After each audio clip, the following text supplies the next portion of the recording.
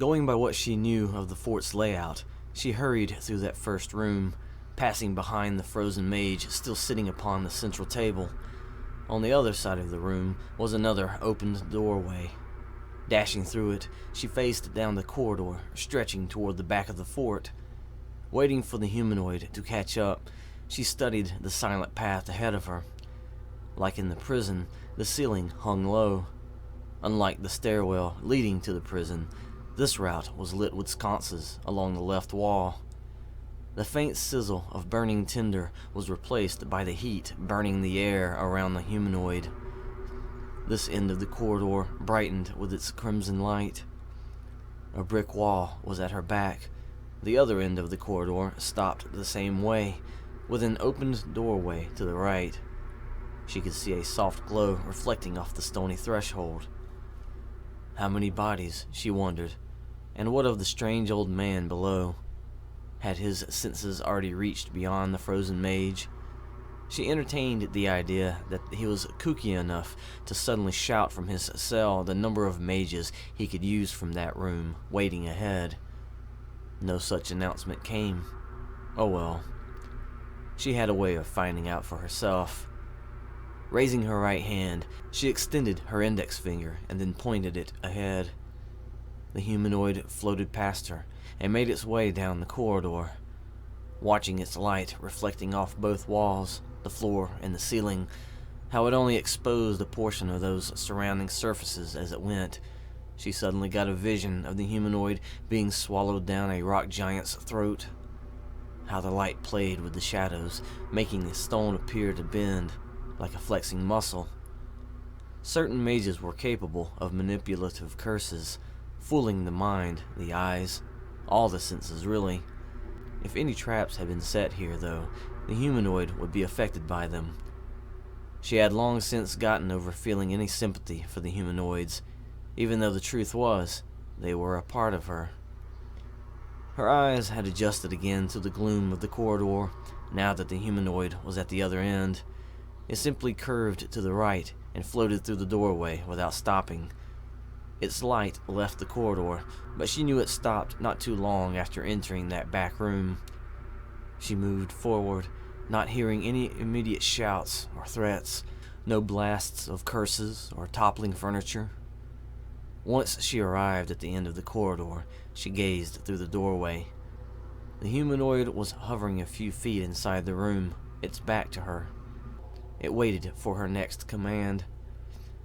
Before she decided to step forward, she saw at least 2 bundles of clothing on the floor, and there wouldn't have been any toppling of furniture in reaction to the humanoid's arrival.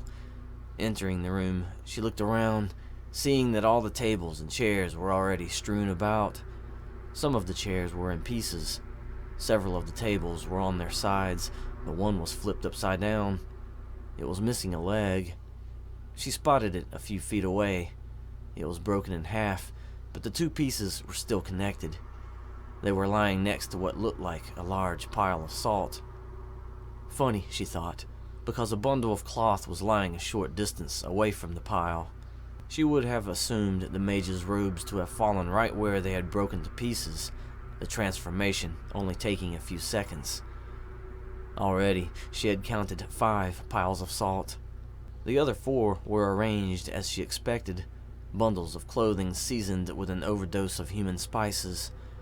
Both the robes and the piles were spread in the direction the mage had been moving before they fell apart. It seemed that one might have actually been running before it happened. She smirked.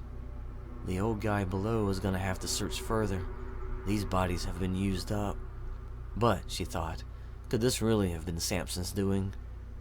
Rolling her eyes upon the humanoid still hovering in place, she considered whether or not there was a mage still alive in this fort, and they were the ones responsible for this mess.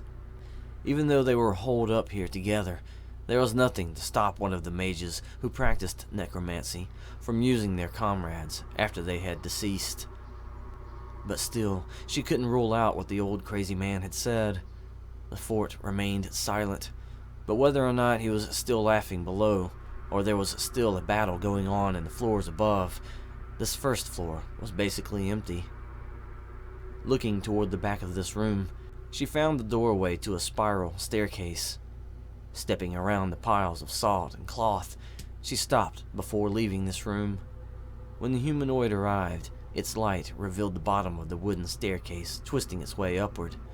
Again, she pointed forward with her right hand, and the humanoid entered the stairwell. She wasn't worried about its body catching the wooden frame on fire. Despite the heat coming off its skin, there was enough space between the soles of its feet and the stairs. She followed it up, and somehow this stairwell felt more cramped than the last. Her shoulder was forced up against the wall of the circular chamber because of the shapes of the risers. They narrowed toward the central beam, standing the exact height of this interior tower. Once more, she envied the humanoid being able to float its way along, dismissing most of the terrain's textures. At the top, another doorway waited, pointing toward the front of the fort. Before the humanoid arrived there, she considered how far into the face of the mountain they were. Studying the stone wall, there was nothing different about it compared to the other rooms. Yet, remembering the floor plan she was given, she knew that what one could observe from the outside was around 2/3 of the fort's actual makeup.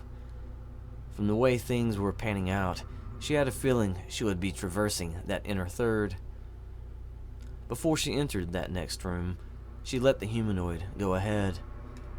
When its appearance didn't cause any ruckus, she was almost disappointed as she stepped through the doorway. The large, square room was empty of furniture. The mages had no doubt long since removed any furniture to leave the floor totally open. She didn't pause because of a potential threat from the large rune circle that took up the majority of the floor space. What was it made of? Paint? Or did they actually use blood? Whatever it was, the rune had been placed there some time back. She might have recognized some of the sigils among the scribbles and shapes, but this was no trap. The mages used this at their leisure. The stone surface at the very center of the rune was charred, but she didn't see any ashes or other burnt remains. The rune's purpose wasn't exactly clear to her, but it wasn't like she needed to know. Besides, there was little doubt all the mages that once claimed this place was dead, or about to be. She still had her mission. Scanning the rest of the room, she confirmed the information she was given. The front wall had 2 windows overlooking the yard below. Just as she observed earlier, they were boarded up on the inside. There were 3 open doorways along the right wall. The left wall was arranged the same way. With what she could see from where she was standing, the mages had used those small office rooms as possible barracks. Some of the desks were pushed against the walls and covered with large quilts. Others had opted to sleep on the floor, arranging several pieces of fabric for makeshift bedding. There were no piles of clothing bundled with mounds of salt anywhere. Those who hired her for this job weren't sure how many mages had taken control of this fort. She hadn't bothered keeping count of the deceased either. Yet, if there were any more mages still alive, she knew where to find them. Looking to her immediate left, she targeted the open doorway closest to the back wall. She approached, and the humanoid followed. Unlike all the other smaller rooms, this one wasn't lit by a small lantern placed somewhere within. In fact, she saw mostly darkness, but there was a soft glow coming from a source out of view and from the left part of the room. It was enough to give definition to the furniture kept inside. She stopped there in the threshold and pressed herself against the left edge. Peeking around the wall, she spotted what she expected to find. The source of the soft yellow glow was still hidden, but its luminescence poured forth from an opening in the same wall she was leaning against. The rest of the room didn't matter to her. One quick glance conveyed that it was used for storage. Most of the stuff was gathered along the opposite wall. Slipping inside the room, she stepped over to the opening, smirking at its appearance. It wasn't built like the rest of the opened doorways found throughout the fort. The stones in the wall had broken away from one another and rolled back, piling on top of each other until an opening was left that 2 people could fit through side by side. Beyond was a short corridor. At the end was a lit sconce, the source of the soft glow. Studying the unique doorway, the lit sconce, they might as well have confirmed her theories. She wondered, though, had the old guy's senses already reached ahead of her? If Samson practiced a bit of necromancy and kept this fact secret, would there be any bodies left to use? She heard nothing. No voices, no sounds of scuffling, no eruptions of curses. Just the silent sizzle of the sconce and the burning hiss from the humanoid at her back. Once again, she signaled to the humanoid to go ahead of her. It obeyed, floating through the strange threshold and entering that short corridor. She was almost surprised that there wasn't some kind of adverse reaction from the humanoid when passing between those removed stones. So far, there had been no traps in the entire fort. That was kind of disappointing. Stepping between the open stones, she followed the humanoid. It reached the end of the corridor and drifted to the right. Approaching the sconce, she turned her head to watch the humanoid float on down the longer corridor. Now they were getting deeper into the face of the mountain, but still, the craftsmen who dug this tunnel so long ago had fashioned it with smooth bricks. In contrast to the rest of the fort, the surfaces here combined their efforts into creating an almost seamless rectangular shape all the way to the end. There were no fixtures marring the walls or the ceiling to house a torch or hold a candle. Yet, she could see the end of the corridor and where it dropped off. When the humanoid arrived at the top of a flight of stairs she knew about, it paused. She waited to find out why, having expected it to go ahead and descend into the larger chamber below. Since it stopped, it should be reacting as if an enemy was before it. If not an enemy, then... She started down the corridor, trying to keep her footfalls as silent as she could, but then again, if Samson was waiting below, then whatever number of mages that were down there with him were more than likely dead. Still, she grabbed the edges of her cloak and held it tight against her as she passed through the corridor. Nearing the humanoid, she was glad she tried to silence herself, because her pace began to slow when she thought she heard a voice. Being used to the hissing sound coming off the creature's burning skin, she was aware that there weren't any words formed by this separate voice. Another's breath, a repetition, almost a series of constant exhalations. Her brow furrowed at the pattern. Was someone wounded? One of the mages? That wasn't Samson's voice. It was a woman's. Was she alone? The humanoid was in full view of whoever was down there, yet there was no acknowledgement. The smooth bricks of the corridor stopped at the top of the stairs. From there, the chamber expanded away with its uneven natural surface of stone. She reached the humanoid and stepped to its left side. Peering down, she saw the hot spring that was discovered prior to the fort's construction. Yet, she disregarded the arrangement of old pillows and pieces of cloth surrounding the pool, the multitude of candles fighting against the shadows that were so natural to these deep depths, and targeted the person there at the front of the hot spring. The petite woman was kneeling with her back to the stairs, and she was instantly aware of her nudity.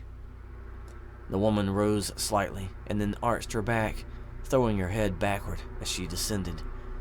Then she rose again, only to descend once more. She repeated this motion, exhaling when her buttocks pressed back onto her ankles. Other times, she would rock her hips to either side when both ascending and descending. All the while, her hands were running along her bare skin, cupping her breasts and then reaching up to run her fingers through her short hair. "Imala," she whispered in disbelief, seeing that the woman's hair was woven into braids. "What?" Her eyes were drawn to a spot on the left and closer to the base of the stairs. The accumulative glow of the nearby candles exposed a large bundle of cloth. She saw a person's forearm extending out from under the material, the fingers on the hand splayed open. A mage, either dead or unconscious. Imala's clothes were lying to the right of the mage. She scanned the rest of the chamber again, thinking she had missed something. But there were no runes or sigils painted upon the uneven walls, no altar erected anywhere, no shrine or effigy. Was there something in the pool? Her focus toward Imala again, she watched the steam rising from the water, how it wasn't hovering along the top of the chamber like a fog, but it rolled just outside of the spring. Imala was inside those wisps. As the petite girl rose and fell, so did the plumes, as though coaxing her into each movement. Her arms would hook portions of the wisps and pull them against her, washing herself with them. Something in the water. She swept around the humanoid and eased down the stairs of stone. When she reached the bottom, she felt the heat from the spring, the moisture touching her face. Keeping the ends of her cloak in her grips, she reached up and pinched the edge of her hood, tugging it further down. She allowed enough space to see with her left eye as she crept forward. Stepping next to the mage, she glanced down. She saw no movement, and there was too much material and shadows to tell whether or not they were breathing. Looking ahead, Imala continued to rise and fall, twisting her hips, exhaling over and over as she washed herself with those wisps. She would have thought the girl's movements were what was manipulating the steam surrounding her, each rise pulling wafts of moisture inward to fill the space under her buttocks, and then rushing away as she descended. But on closer inspection, she confirmed that those currents were indeed moving on their own. Like hands, she thought. The mages had done something to the spring. Imala was under a curse. She raised her right hand, capturing the humanoid's attention. Extending her index and middle fingers, she pointed them forward. At the top of the stairs, the humanoid lifted its right hand above its head.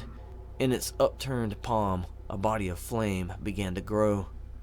She lowered her hand, gripping the edge of her cloak again, and tightened the clothing around her. The humanoid flung its arm downward, sending the flaming projectile down into the chamber. It growled over Imala's head just as she had descended, her back arched, her head tilted backward, her hands cupping both breasts, and her eyes opening just in time to see the light flash above. The flame struck the pool, exploding before the water snuffed out the majority of its potential. The surface rose and sprayed in every direction. Imala cried out, raising her hand above her as she leaned away. The steaming water fell upon her and spilled out across the chamber floor, soaking the blankets and pillows and dousing the surrounding mobs of candles. She watched the shadows rush in to engulf the pool and Imala. Then she looked down as the water touched her boots and swept past. She turned her head enough to look back at the mage, who was still lying motionless behind her. The edge of the water lapped at the front of their clothing, touching the forearm and hand, and then started to recede. The sizzle of heated water was dwindling down to a whisper. She faced forward again, hearing Imala's quickened breathing over every other sound. The petite girl was still leaning back, but she was now staring at the pool, wondering what had happened. Imala. The girl whipped her head around, twisting her body so that she could spot the figure in the red hood behind her. At first, Imala squinted, unable to see the face within the shadows, yet she had recognized the voice. Claire? She slid her legs along the floor, folding her knees inward. Is that you? Of course it's me, Claire said, lifting her head enough to let some of the remaining candlelight expose her face. Imala looked up to see the humanoid still at the top of the stairs. She furrowed her brow and grinned slightly at Claire. You did that? Well, yeah, Claire said, approaching her. What were you even doing? Imala looked back toward the pool with a gasp. She then scurried toward the edge of the water on all fours. Samson? Claire stopped, her eyes widening a bit. Samson! Imala called. The surface of the water was still choppy from the previous eruption. What's going on? Claire asked. What happened here? Imala's shoulders sagged. She sat down and curled herself up, staring at the pool. And why are you here? Claire added. The agency never mentioned. That's because they didn't send me like they did you, Imala answered. I followed Samson out here. Followed, Claire said. But I lost him, Imala continued. She let out a sigh. And now he's gone again. Gone, Claire said. The agency sent me here to get orders from a client. They got word that he had been captured by a brotherhood of mages, and our client knew where to find him. I was tasked with rescuing him. She paused and then asked, Were you the one who found out he was kept here? Still staring at the pool, Imala answered, I haven't been in contact with the agency. Claire waited. Imala finally turned to look back at her with a sad smile. Claire's shoulders sagged as she tilted her head. Imala. I know, Imala responded, and then snickered. And now that I'm here, Claire scoffed, I've got to take you back to them.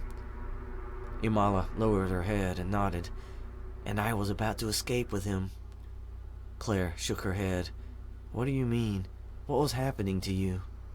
Imala raised her head. You couldn't tell, could you?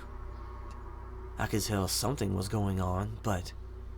Imala snickered, glancing back at the pool. You couldn't tell that was him. She looked at Claire. That was Samson.